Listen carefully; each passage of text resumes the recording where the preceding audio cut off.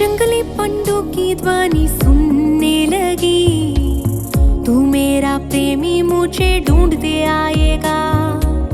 कोयल की मीठी वाणी सुनने लगी, तू राजाओं का राजा शान से आएगा। इस संसार में तुम्हारा घर नहीं है, जमीन नहीं है, सर छुपाने की जगह नहीं है, सोचकर परेशान है। स्वर्गलोक में प्रभु तुम्हारे लिए एक सुंदर सा महल तैयार कर रहे हैं, वहां यीशु के संग रहेंगे।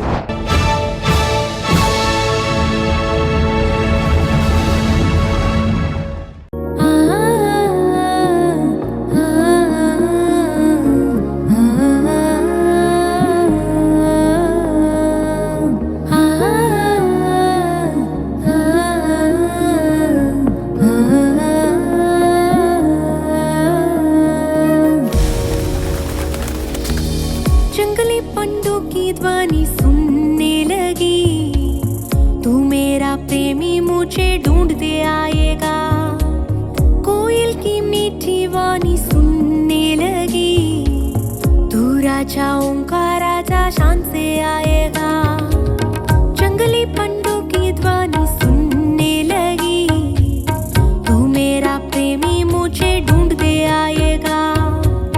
कोयल की मीठी वाणी सुनने लगी, तू राजाओं का राजा शान से आएगा। तेरे आने तक मैं तेरी राह देखूंगा, यूं निगाहें मेरी मैं पिछा के रखूंगा। तेरे आने तक मैं तेरी राह देखूंगा, यूं निगाहें मेरी मैं पिछा के रखूंगा। जंगली पंडों की ध्वनि सुनने लगी, तू मेरा प्रेमी मुझे ढूंढते आएगा।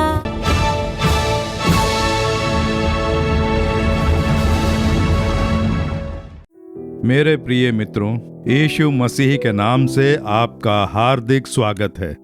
एक बहुत ही अच्छा गीत अभी अभी आपने सुना और बहुत ही अच्छे दृश्य भी देखे ना। ये गीत आपके लिए आशीर्वादित है ना। ये गीत पहले से ही सोशल मीडिया पर मशहूर है और अनेक लोगों को आशीर्वाद दे चुके हैं। इस प्रकार से मीडिया पर बताया भी गया है। अनेक लोगों के आत्मिक जीवन में ये एक बड़ा आशीर्वाद लेकर आया है, इसलिए मैं परमेश्वर की स्तुति करता हूँ। इस गीत को सुनने के बाद आप क्या सोचते हैं? ये गीत किस विषय में है आप अच्छे से जानते हैं ना। यीशु के दोबारा आगमन के विषय में ये गीत है ना? सही है ना? सुनने से यही लगता है ना, तेरे आने तक मैं तेरी राह देखूंगा। तो उनके दोबारा आगमन के लिए ये गीत है।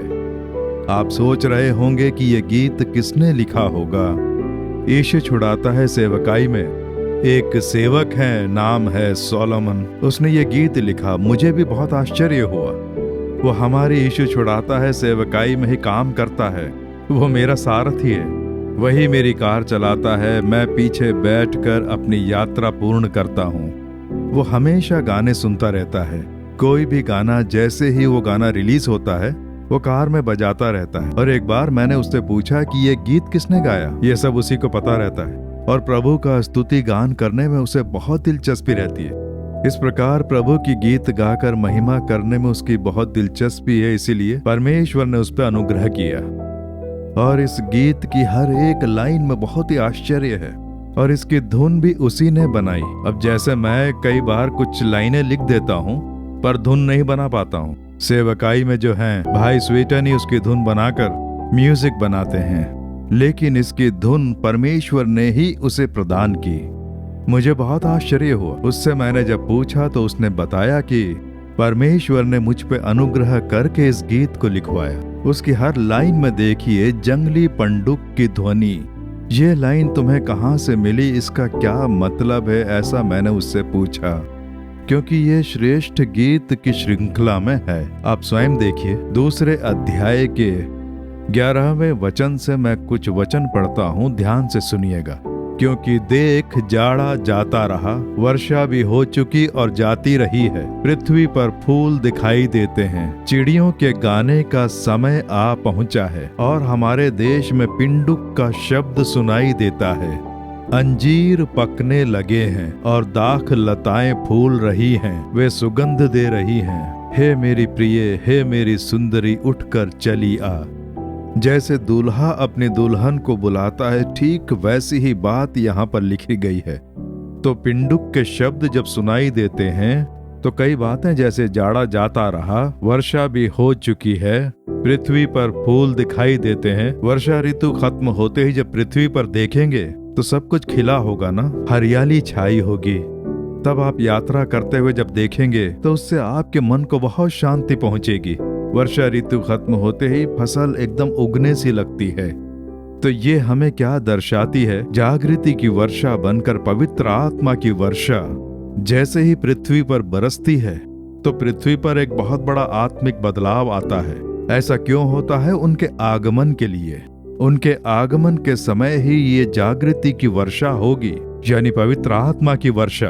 पवित्र आत्मा की वर्षा होते ही कलीसियाओं में और हर एक मनुष्य के जीवन में एक प्रसन्नता उत्पन्न होगी, श्रेष्ठता उत्पन्न होगी। इन पंक्तियों में देखेंगे तो सुंदरता, प्रसन्नता का किस प्रकार से वर्णन करके परिस्थिति दर्शाई गई है। और उस समय देखिए, जंगली पंडुक की ध्वनि सुनने लगी। उस समय आपने देखा होगा जब वर्षा ऋतु समाप्त हो जाती है और वर्षा के पश्चात जो पक्षी होते हैं, भिन्न भिन्न जाति के पक्षियों की आवाजें सुनाई देती हैं। आपने सुनी होंगी ना, कोयल की आवाज आपने सुनी होगी ना। हमारे गांव में ताड़ के पेड़ हैं, वहां से कुक कुक कुक कुक की आवाज आती है। उस आवाज से जान जाते हैं कि शरद ऋतु शुरू हो गई है। तो एक खुशी की आवाज गूंजती है, उसमें मिठास होती है, सुनने से शांति मिलती है। आप अगर गांव में रहेंगे तो ये सुन सकते हैं। तो ये क्या दर्शाता है? सबके बीच एक बड़ी प्रसन्नता, मौसम का बदलाव होना, इससे मन को एक प्रसन्नता मिलती है ना। ठीक वैसे ही यीशु के दोबारा आगमन से पहले पवित्र आत्मा की वर्षा से चारों तरफ एक आत्मिक जागृता आएगी, प्रसन्नता छाएगी। हर कोई प्रार्थना करता दिखेगा, वचनों का ध्यान करता दिखेगा, धर्मी बनकर उनके आगमन के लिए तैयार रहेंगे। ये उनके आगमन का बहुत बड़ा चिन्ह है।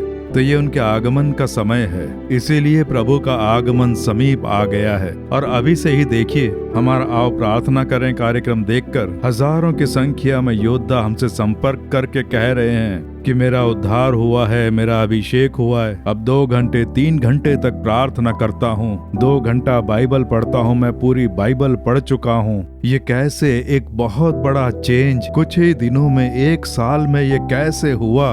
पवित्र आत्मा ने आकर क्रिया करके एक आत्मिक जागृति की प्रसन्नता फैलाई। ये क्या दर्शाता है? यीशु का आगमन समीप है, दूल्हा आ रहा है, प्रिय दुल्हन तू उठकर आ। इस प्रकार बुलाने के लिए दूल्हा यीशु आ रहे हैं। ये यहाँ पे वर्णन किया गया है। उनके आने पर क्या होगा, वो आके मेरे लिए क्या करेंगे, ऐसा सोच रहे हैं। यूहन्ना 14वें अध्याय के 3 वचन में यीशु कह रहे हैं, मैं मरकर पुनः जीवित होकर स्वर्गलोक में जाकर क्या करूंगा, क्या होगा, वो यीशु कह रहे हैं। और यदि मैं जाकर तुम्हारे लिए जगह तैयार करूं और फिर आकर तुम्हें अपने यहाँ ले जाऊंगा कि जहाँ मैं रहूं वहाँ तुम भी रहो। ये कितनी सुंदर बात है ना। पुनः जी उठने वाले यीशु वो स्वर्ग लोक चले गए और उन्होंने कहा, मैं जाकर स्वर्ग लोक में तुम्हारे लिए जगह तैयार करूंगा, तुम वहां आकर रहो जहां कोई कमी ना हो। वैसा एक महल, एक बहुत ही भव्य स्थान, वैसी जगह मैं तैयार करूंगा। और जैसे ही जगह तैयार हो जाएगी मैं वापस आऊंगा।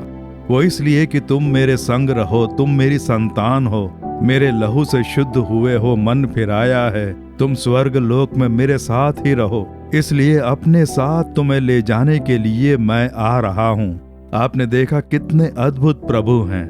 यही उनका वचन है और इसीलिए उनके दोबारा आगमन की हम राह देख रहे हैं। और उनके आगमन के ये सारे चिन्ह हैं जो कुछ हम होते हुए देख रहे हैं। पंडुक के शब्द, चिड़ियों के गुनगुनाने की आवाज, अंजीर के फल पक रहे हैं और चारों तरफ प्रसन्नता के कार्य हो रहे हैं। आत्मिक प्रसन्नता ये दिखा रही है कि अति शीघ्र यीशु पुनः आने वाले हैं।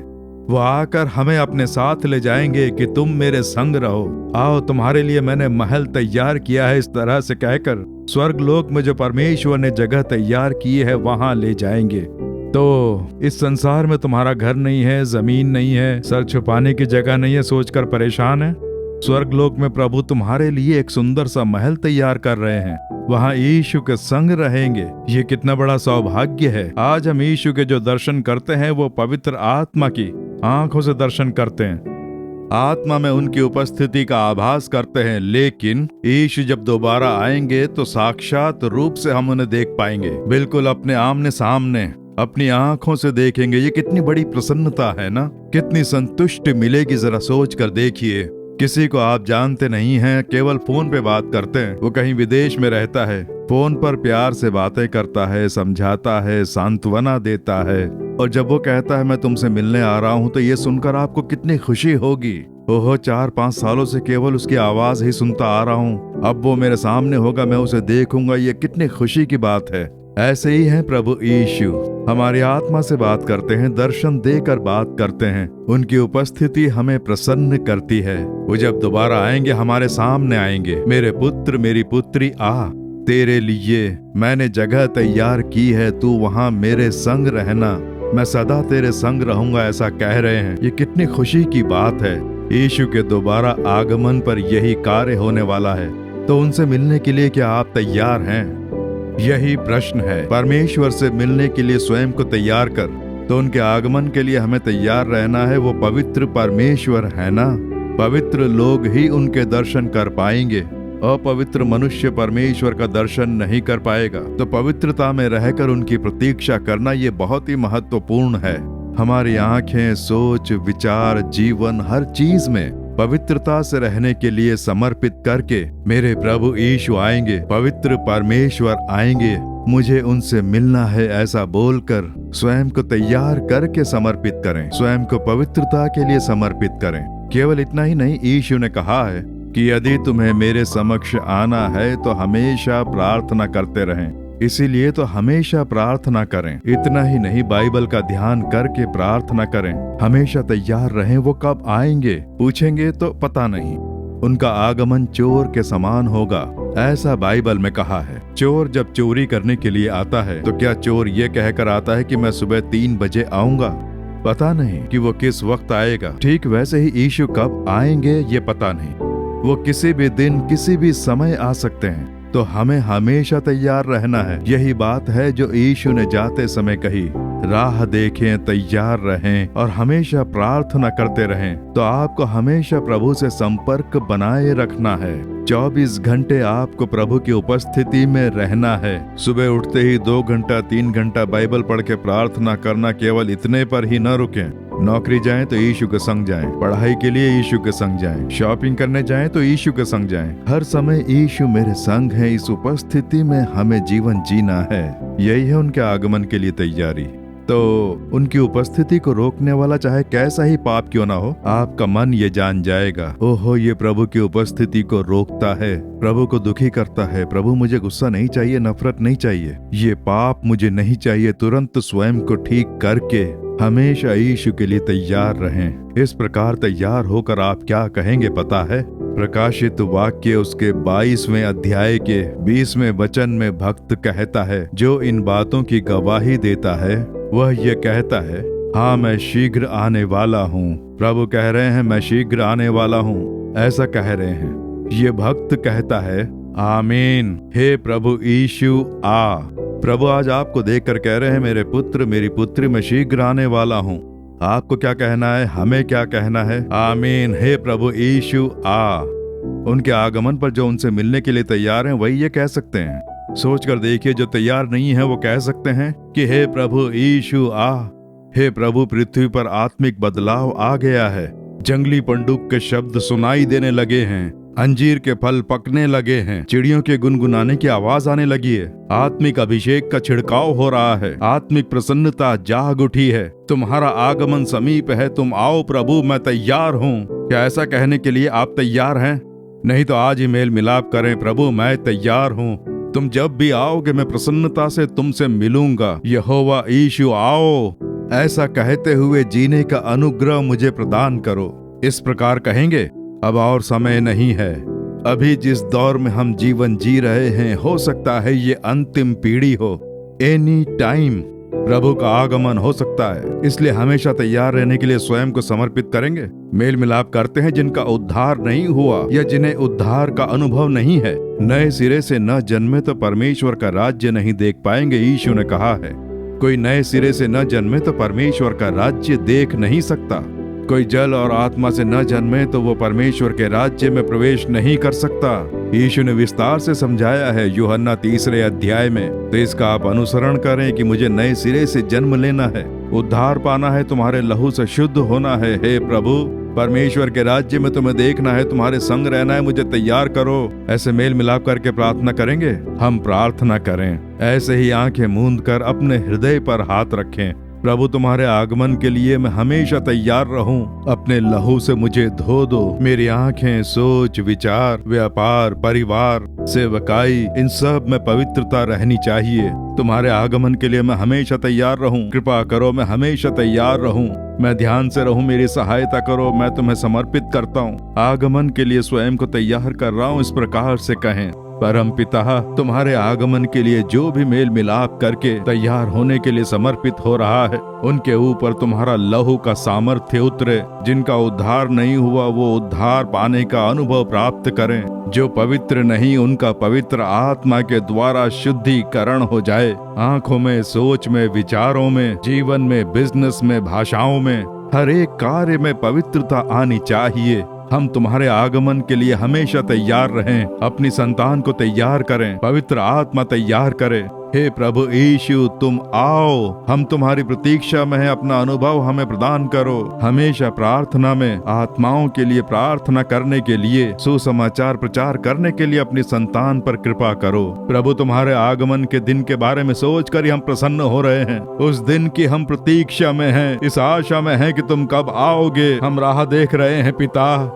उस अनुभव में जीवन जीने के लिए हम अपने आप को हमेशा तैयार रखें, वैसी कृपा करो। तुम्हारे आगमन की संतुष्टि, प्रसन्नता तुम्हारी संतान पर छाई रहे। स्वयं को तैयार करने की कृपा करो। ये सुसमाचार सुनने वाला कोई भी तुम्हारे आगमन से वंचित न रहे, उसके लिए मैं प्रार्थना कर रहा हूँ। सब लोगों का उद्धार हो। तुम्हारे आगमन के लिए तैयार रहें। तुम्हारे आगमन पर ये आत्माएं प्रसन्नता से मिले, मैं प्रार्थना करता हूँ। ऐसा करने वाले तुम्हारे प्रेम के लिए स्तुति हो, स्तुति हो, स्तुति हो। यीशु मसीह के नाम से प्रार्थना कर रहे हैं परम पिता।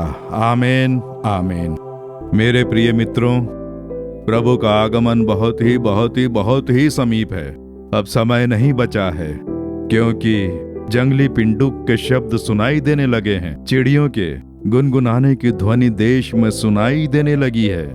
आत्मिक वर्षा होने लगी है। पवित्र आत्मा की वर्षा से प्रसन्नता छाने लगी है। उनका आगमन समीप है, इसलिए हमेशा तैयार रहें। आज भी आ सकते हैं, कल भी आ सकते हैं, अगले हफ्ते या अगले महीने आ सकते हैं, अगले साल आ सकते हैं, ये हम नहीं जानते। बस हमें हमेशा तैयार रहना है। उसके लिए परमेश्वर आप पर अनुग्रह करेंगे। आमीन। For further details and prayer support, contact Jesus Redeems Ministries, Nallumavadi, Tuticorin District, 628211. Our phone number 04435454545. Email info@jesusredeems.org.